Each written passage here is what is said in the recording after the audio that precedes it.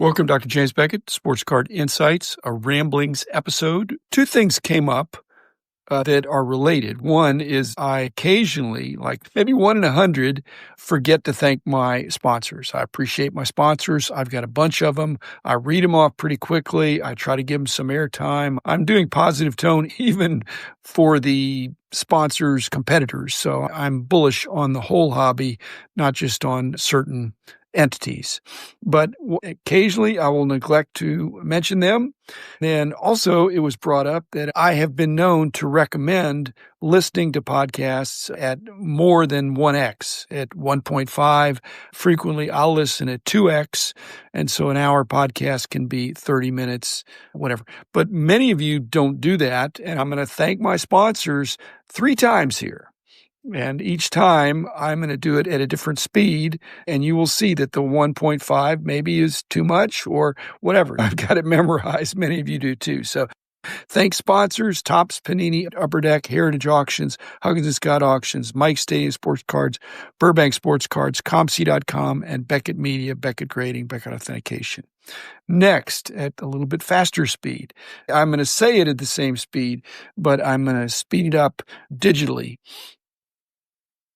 Thank you, Upper Deck, Topps, and Panini, Heritage Auctions, Huggins & Scott Auctions, Mike Stadium Sports Cards, Burbank Sports Cards, ComC.com, and Beckett Media, Beckett Grading, Beckett Authentication. Finally, a little bit faster, thank sponsors, Beckett Media, Beckett Grading, Beckett Authentication, ComC.com, Burbank Sports Cards, Mike Stadium Sports Cards, Heritage Auctions, Huggins & Scott Auctions, Topps, Upper Deck, and Panini. So to make up for the times I forgot, and you can see if you like listening at regular speed, 1.25, 1.5. I'm not even doing double, but I do double, and it's probably an acquired ability.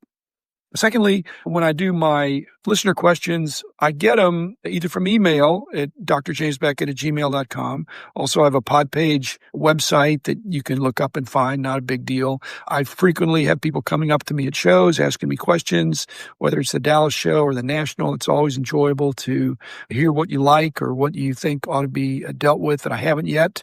And then I do get some good bounce backs and feedback from YouTube. I do post audio on YouTube, which is not as good, but still people do comment there occasionally, and I appreciate that.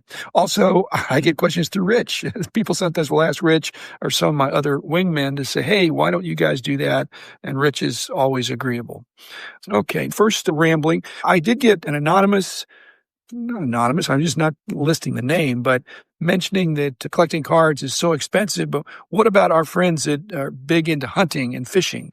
Unless you're shooting an awful lot of deer and selling the meat, selling the fish that you're not doing catch and release, there's an enjoyment and a cost and not a big thought that you're going to get financial remuneration, that you're going to make money on your hobby.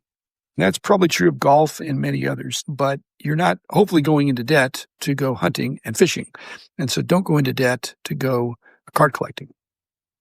I got a question asking if I could disclose my ComC or my eBay handles so that very nice person could spend money with me. And I'm just not willing to do that. It probably would be not a huge deal, but for me, it's just another layer. I can just conduct my business and enjoy presenting information on the podcast. It's a little more of a one-way street there with ComC and eBay. I put lots out there, cards to sell. I price them. If it's sold on ComC, they deliver it. If it's sold on eBay, I drop it in the mail, and it keeps it simpler. So no offense to anybody. It's just the way I've decided to handle that part of my business. If it changes in the future, y'all be the first ones to know.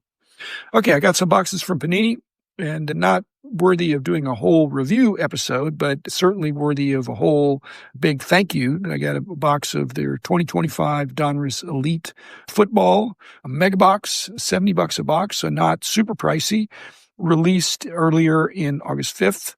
And it was very unusual. They mentioned that it's a 100-card base set. Yes, they make no mention of rookies on there. There were no base rookies. They talk about mystery rookies on the box, non-base cards occurring every 2 packs. I got a couple of rookies there, but they were serial numbered. There were parallels, and maybe all of those are. So it was a little bit cryptic. 10 packs of 5. Every other pack you're getting something good, but no very low serial number parallels or inserts, anything less than 75.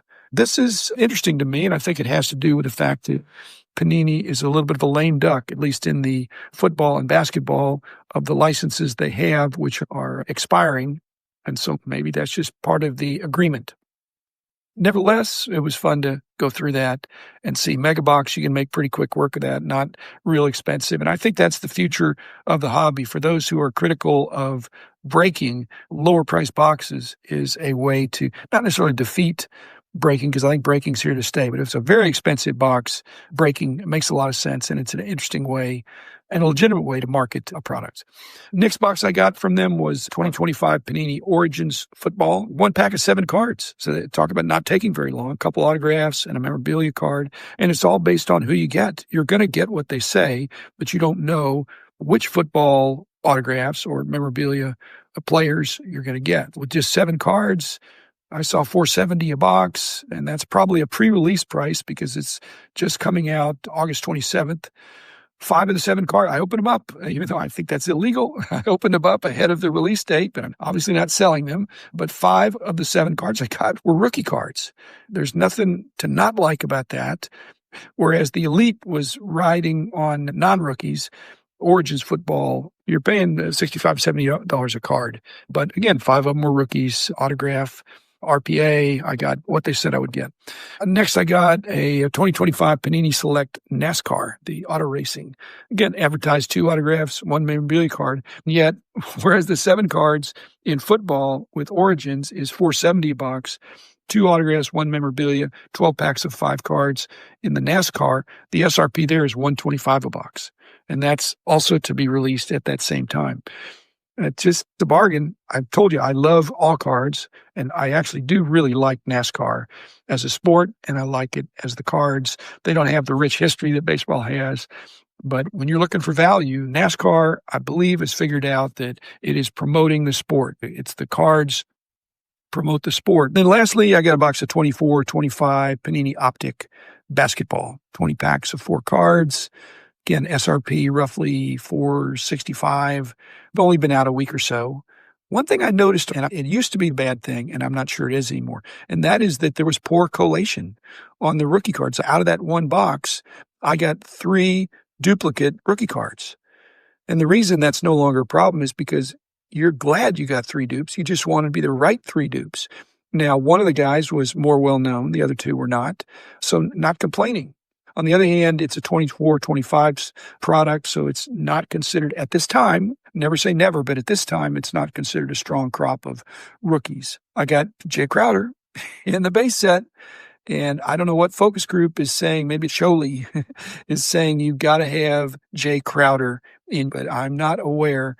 Jay Crowder, I think, is pushing 40. He was a real crowd pleaser when he was with the Mavericks, and he's been popular everywhere he's gone. I'm just saying. And on the front of the box, they're advertising and promoting the Panini blockchain product, as I discussed with Court Peters a couple weeks ago. On the front of the box, there's a QR code. And that's not the complete future, but is part of the future for Panini. Thank you, Panini, for the products, and I wish them well. And that's the way it goes.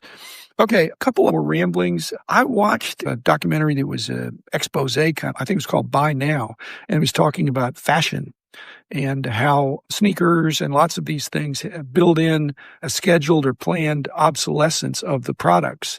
And then they have to recycle them. The product that doesn't sell, they get it back and they destroy it or partially destroy it.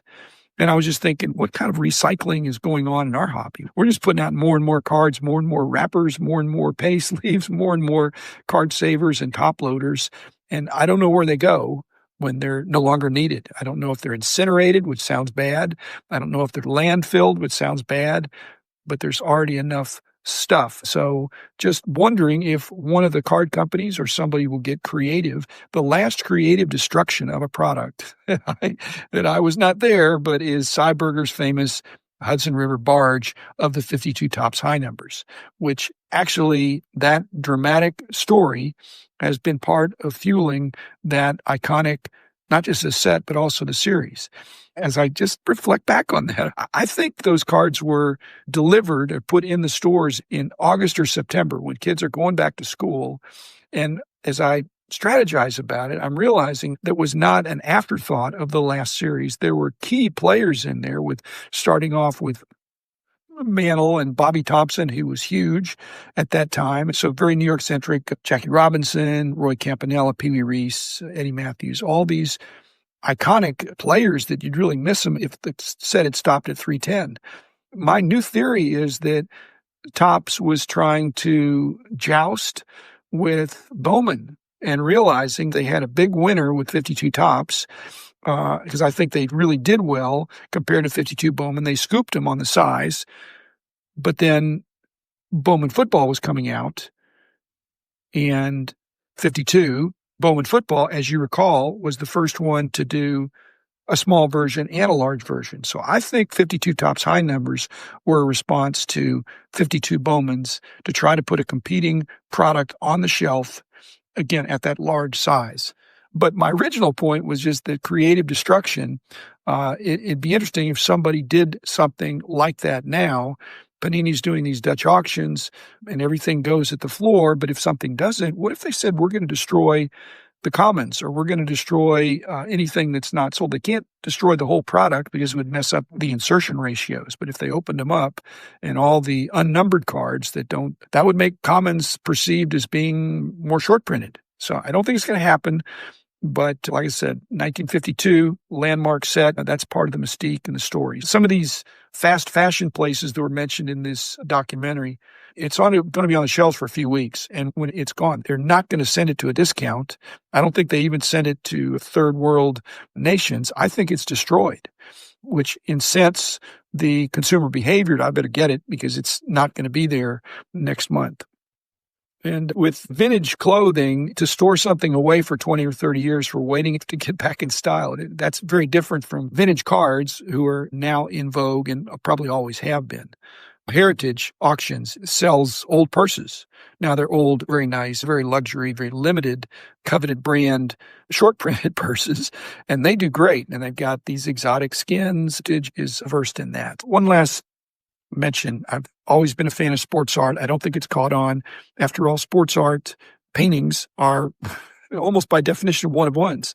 Now, not if they have artist proofs, not if they have lithographs, things like that, but an oil painting or a watercolor painting, that's it. Maybe they'll figure out a way to mass produce oil paintings with the texture, but they slap a nice frame on it. And if it's one-of-one signed by the artist, a famous artist, if it's shown in a high-profile gallery or a museum, how's that different than sports cards that are one-of-ones or can be one-of-ones or very, very limited, that are shown in places or have a provenance and a branding or a connection to not just an artist, but to a player and to a brand and a type of cards. At any rate, this is an amazing hobby. I hope everybody's enjoying it as much as I am. Have a good time, and we will see you soon.